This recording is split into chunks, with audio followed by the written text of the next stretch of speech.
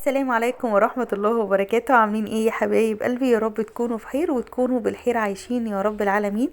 وحشتوني احلى حوات في الدنيا، وحشتوني جدا جدا جدا. كومنتاتكم القمر وحشتني، ولايكاتكم وكل حاجة منكم بجد بجد وحشتني. يا رب تكونوا في خير وبصحة وفي سعادة يا رب العالمين، وتكون الايام عندكم فرح وهنا على طول يا رب. صلوا على الحبيب عليه افضل الصلاه والسلام، وزيدوا النبي صلى عليه افضل الصلاه والسلام. وقولوا لي بقى قد ايه وحشتكم، واكتبوا لي كده كومنتات قمر زيكم ولايكاتكم القمر يا احلى بنات في الدنيا. انا بقالي كام يوم سايبه الدنيا كده، لا عندي طاقه ولا نفسيه ولا اعمل اي حاجه خالص. وكل يوم اقول بكره وبكره يجيب بكره، وكل يوم زي اللي قبله واكني ما بعملش اي حاجه في اي حاجه. بجد بجد بجد حسيت نفسي ان انا بضيع، او حسيت نفسي ان انا نفسيتي مش احسن حاجة. بس النهاردة كده صحيت على احساس غريب ان انا لو سبت نفسي كده وما عملتش اي حاجة، محدش هيعمل لي اي حاجة خالص. ولا حد هيقف معايا، ولا حد هيساعدني، ولا حد هيقف جنبي، ولا حد هيقوم يعمل الحاجات اللي انا سايباها تضرب تقلب نهائي. والنبي لو قعدت سنة ولا حد هيوطي يعملها، ولا حد هيقوم يعدلها، ولا حد هيقولي انتي فين حتى. فلما لقيت نفسي سايبه الدنيا بايظه، والتراب بقى في الشقه جايب لي طاقه سلبيه زياده عن اللزوم، وانا حاسه ان انا واقفه محلك سر والله، ولا عارفه اصور ولا عارفه اشتغل ولا عارفه اعمل اي حاجه خالص خالص خالص. قلت بقى ابتدي، حتى لو بحاجه بسيطه، والله العظيم حتى لو بحاجه بسيطه. وانت يا بنات، اي حد نفسيته تعبانه ومخنوق وحاسس ان الدنيا مش في احسن احوالها، سواء بقى ماديا ولا معنويا ولا نفسيا ولا جسديا ولا بسبب الناس اللي حواليه ولا باي حاجه، قرري وقفي كده حتى لو مش قادرة. المهم اتحركي وخلاص، اهم حاجة اتحركي، اعملي اي حاجة. اي حاجة. انا دايما كنت بقول لنفسي استني، اصبري، بكرة اعملي، سوي اعملي بكرة. يعني اقول لكم على حاجة، انا بقالي فترة كبيرة جدا جدا جدا جدا نفسي انزل جيم. كل يوم اقول لنفسي انا مش قادرة، انا تعبانة، انا معيش فلوس. يا بنتي اصبري، استني شوية. هتروحي تعملي ايه؟ هتروحي الناس تضحك عليكي على ان اكيد في ستات قدي واكبر مني واصحر مني بيروحوا. فقلت مع نفسي كده، طب وانا ليه استنى لما يبقى معايا فلوس اروح وافضل مستنيه مستنيه مستنيه؟ ومش هضحك عليكم، حتى الوقت اللي بيبقى معايا فيه فلوس بقول لنفسي تعالي نجيبي بيها حاجه انتي محتاجاها، مثلا طقم، طرحه، شوز، جهاز في البيت انا محتاجاه، حاجه للولاد انا محتاجاها. منين ما بيبقى معايا فلوس ما بفكرش خالص في حاجة انا عايزة اعملها حتى لصحتي، بفكر في الحاجة اللي انا محتاجاها. ما بروحش للدكتور مثلا لو انا عايزة، ما بهتمش، ما بجريش على نفسي، ما بجريش على صحتي. ما بروحش مثلا كوافير اغير لون شعري عشان خاطر انا نفسيتي تعبانة. ما بعملش اي حاجة خالص. فقلت لا يا بنتي بقى، فكري وقفي كده على نفسك، او فكري مع نفسك واثبتي وقرري انت عايزة تعملي ايه. وقد كان اول حاجة ابتديت بيها هي ان انا اقلل كمية الاكل اللي باكلها، او مش اقللها، ان انا احاول على قد ما اقدر اقلل الحاجات اللي بتضرني.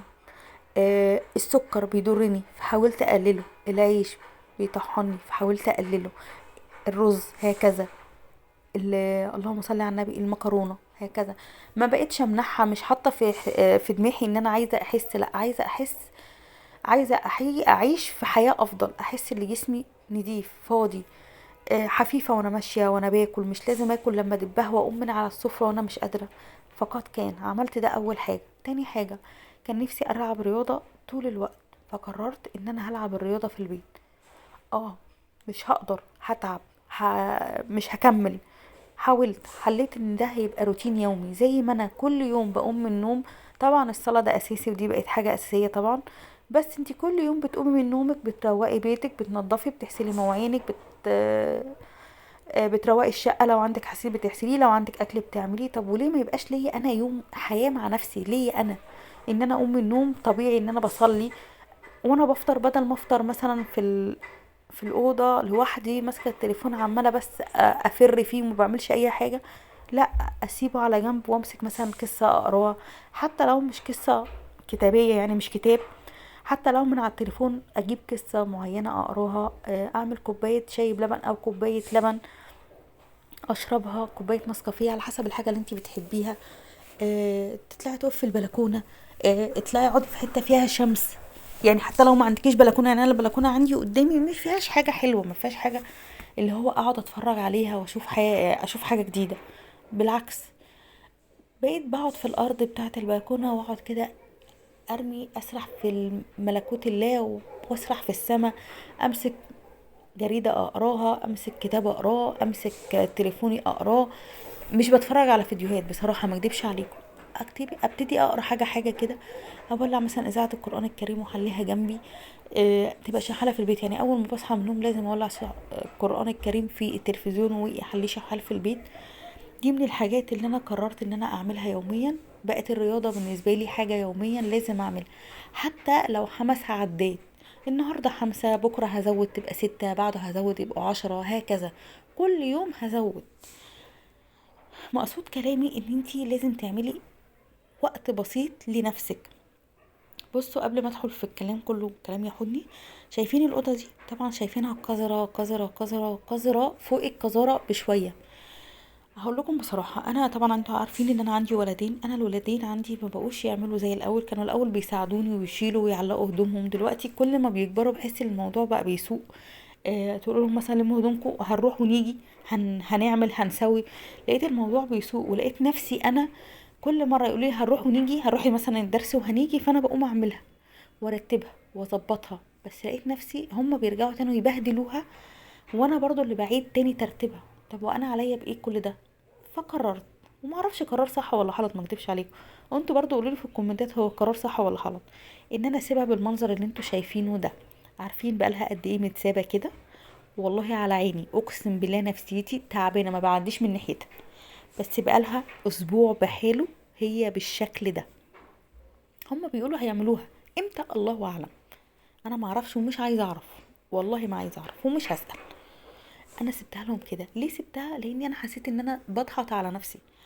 بصوا يا بنات، انا ما عنديش بنات، ومش هكدب عليكم قصه ان البنت هي اللي تساعد والبنت هي اللي تشيل والكلام ده كله. انا ضد المبدأ ده، لاني طول الوقت انا كنت شايله المبدأ ده.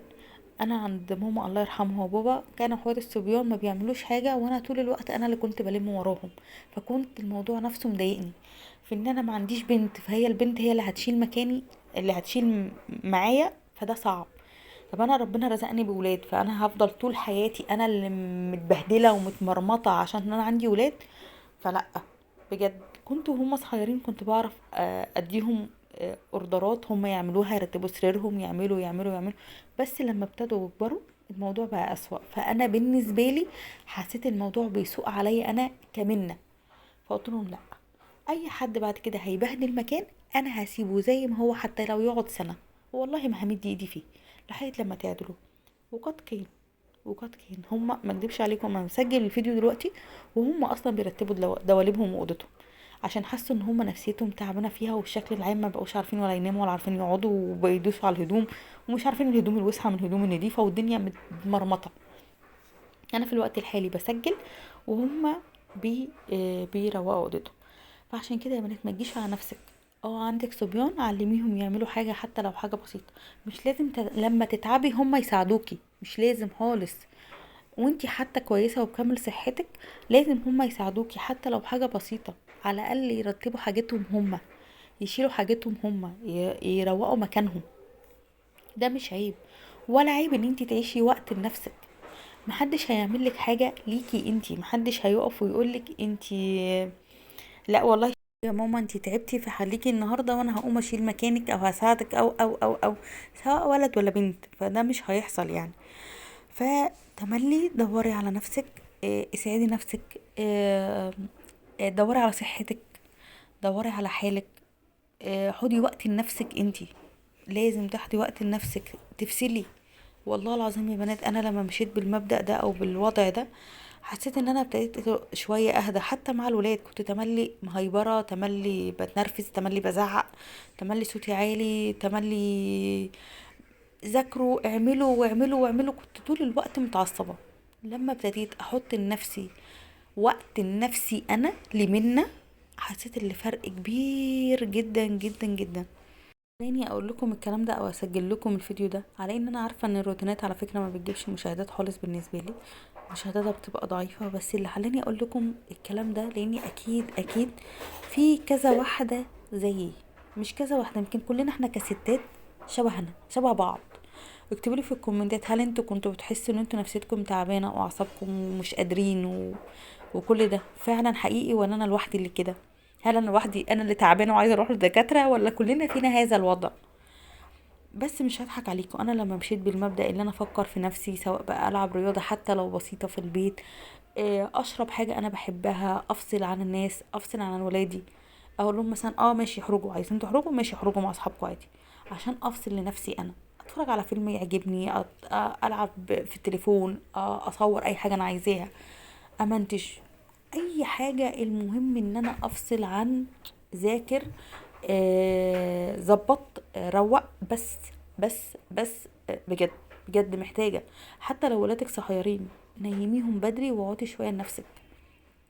اهم حاجة تبتدي انتي تحيري نفسك، حتى لو تعبانة، حتى لو مودك مش احسن حال، حتى لو انتي مش في احسن حال، بجد بجد والله لازم تبتدي ولازم تستعدي ولازم تحطي لنفسك هدف تعمليه لنفسك انتي، مش للبيت بقى ولا كذا ولا كذا، لا، ولا تحويش ولا. ظبطي نفسك انتي، على رأي المثل اللي بيتقال، اسعى يا عبد وانا اسعى معاك، يعني في مثل كده بيتقال عندنا كمصريين، اسعى يا عبد وانا اسعى معاك، اسعي لنفسك عشان ربنا يديك اللي انتي بتتمنيه وزيادة.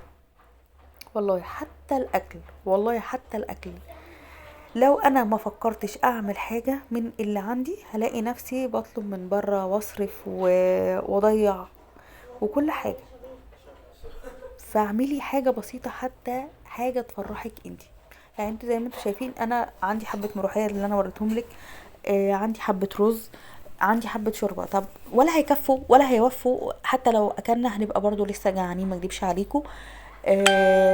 اسعار الفراخ مش رخيصة ومش عالية، يعني دلوقتي في الوقت الحالي يعني في الرينج المعقول، بس انا كمنة مش عايزه اجيب فراخ في الوقت الحالي، مش عايزه اصرف على اكل وشرب، لان انا الفتره اللي جايه هضطر اجيب لحوم، وهضطر عشان انتوا عارفين كل سنه وانتم طيبين، العيد على ابواب.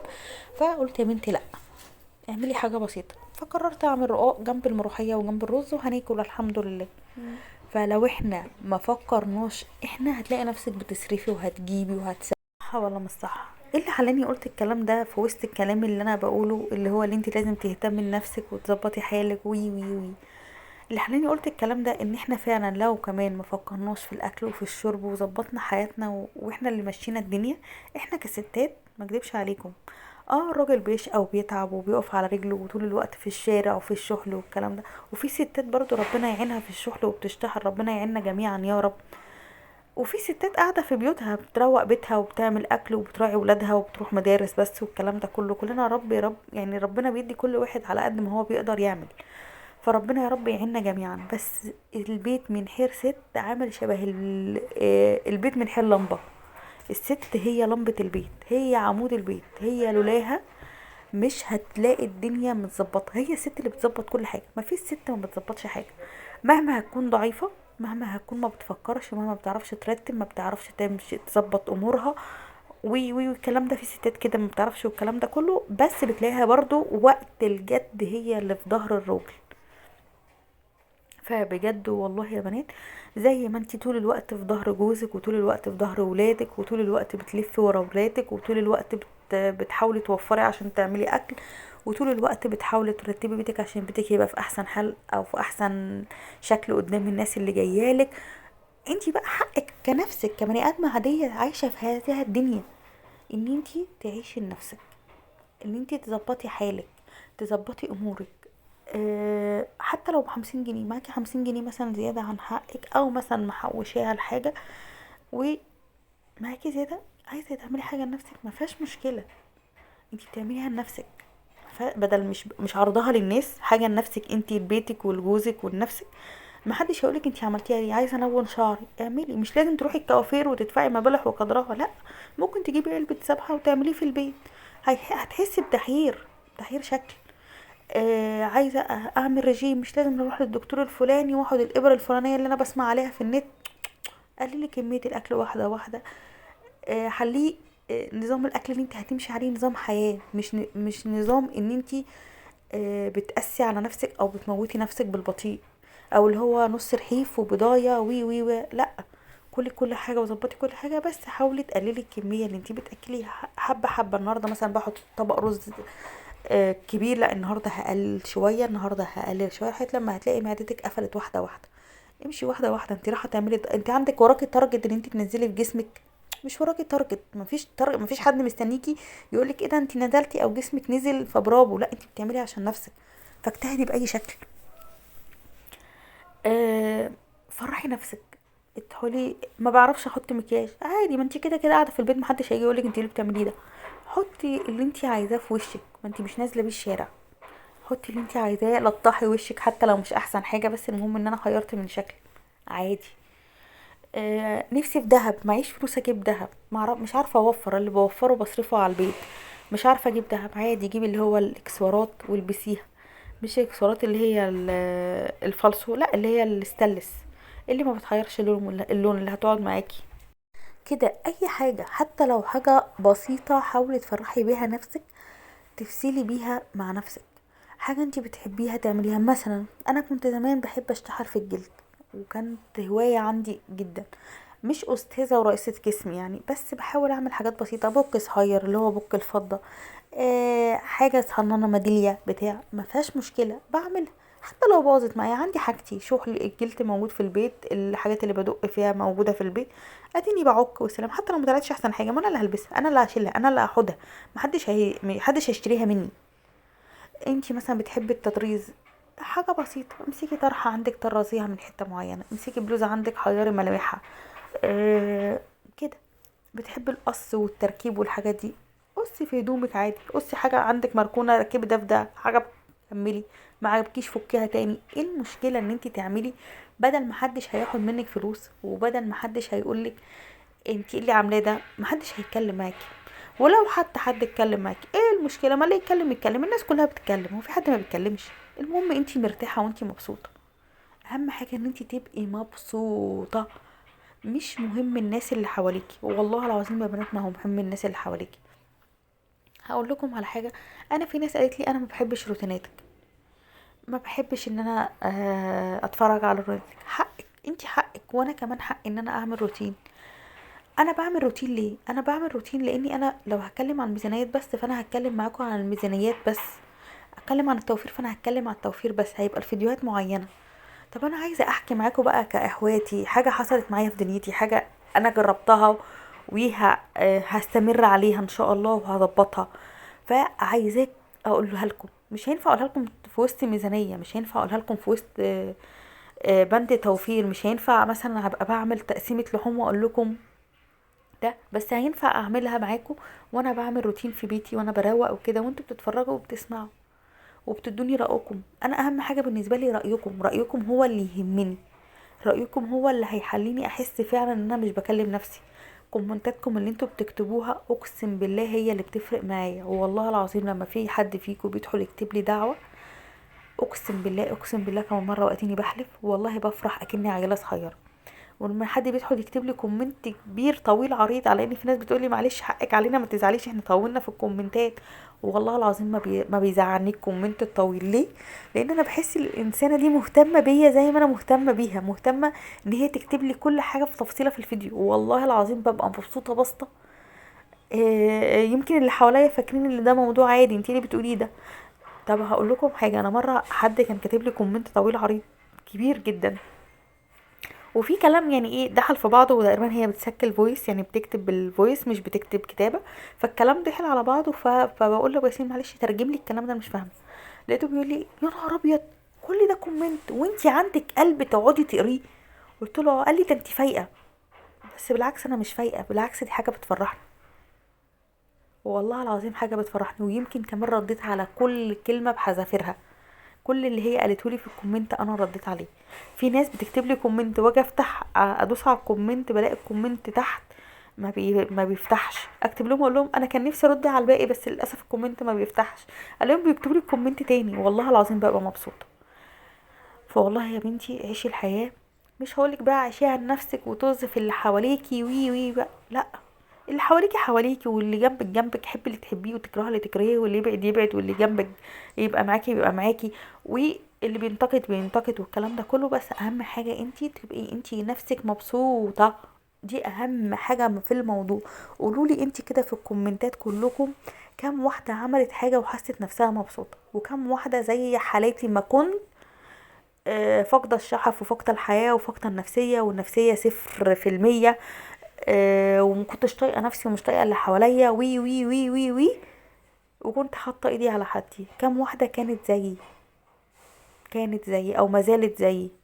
انا في الوقت الحالي بحاول وبجتهد. ضغط الحياة اللي احنا فيه علينا كلنا، مش على واحد ولا اتنين، والله العظيم على البلد كلها. فربنا يعيننا جميعا على البلد كلها، ربنا يا رب يسترها علينا ويكرمنا جميعا يا رب، ويزيح عننا الحمى ويفرجها علينا من وسع. فالظروف اللي احنا فيها دي ظروف دنيا، فان شاء الله باذن الله وباء وهيعدي، او حاجه وهتعدي ان شاء الله باذن الله. ربنا مش هيرضانا اللي احنا فيه ده. أه، فرحي نفسك، اسعدي نفسك.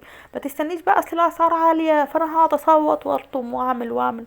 الاسعار عاليه على الكل، بس انا لو فضلت شايله الهم هفضل انا اعجز قبل اواني. هتلاقي نفسك كبرتي وقتبتي ومحدش شالك، والكل رماكي، والكل فكر في نفسه وبس، وانتي الوحيده يا عيني اللي مرميه محد سائل فيكي. فليه؟ فليه؟ استفدتي ايه؟ ايه اللي انتي استفدتيه من شيل الهم؟ ولا حاجه، ولا حاجه ولا اي حاجه. اقول لكم على حاجه، لو بعد الشر بعد الشر عنكم جميعا يا رب، وربنا يديكم الصحه ويديكم العمر. احنا لو متنا في الوقت الحالي، ولادنا وجوازنا هيفتكرونا ساعة، 2، شهر، شهرين، 3، وفي الاخر يا عيني كان طيب كان حنين، الله يرحمها. ندور بقى على نفسنا. اقربها الراجل اللي هو جوزك هيقولك اصل انا ما بعرفش اعمل حاجه فلازم واحده ست في حياتي. ده اقربها. ولو ولاده صغيرين اصل انا ما بعرفش اربي العيال فلازم واحده ست في حياتي. ده اللي هو جوزك وابو عيالك. فهفكر في نفسه بس، وانت شايله الهم وشايله الطين ومتي بسبب ان انت شايله الهم والطين.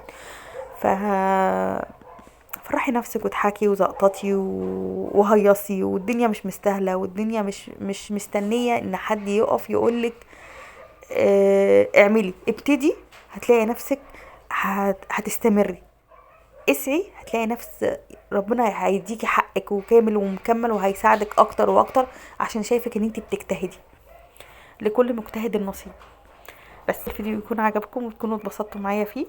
دي اكلتنا المعتبره ملوخيه بايته، وناس كتير قالت لي ان الملوخيه البايته ما بتتاكلش، بس انا عادي خالص. احنا كده كده بقينا بناكل الزلط، ومعدتنا بتهدم الزلط فما بقتش تفرق. بس وحبه شوربه وحبه رز والرق اللي احنا عملناه مع بعض وحبه مخلل، واكلنا وشبعنا واتسلطنا ومحدش اشتكى، والحمد لله شكرنا ربنا. يا رب يكون الفيديو عجبكم. بحبكم وسلام.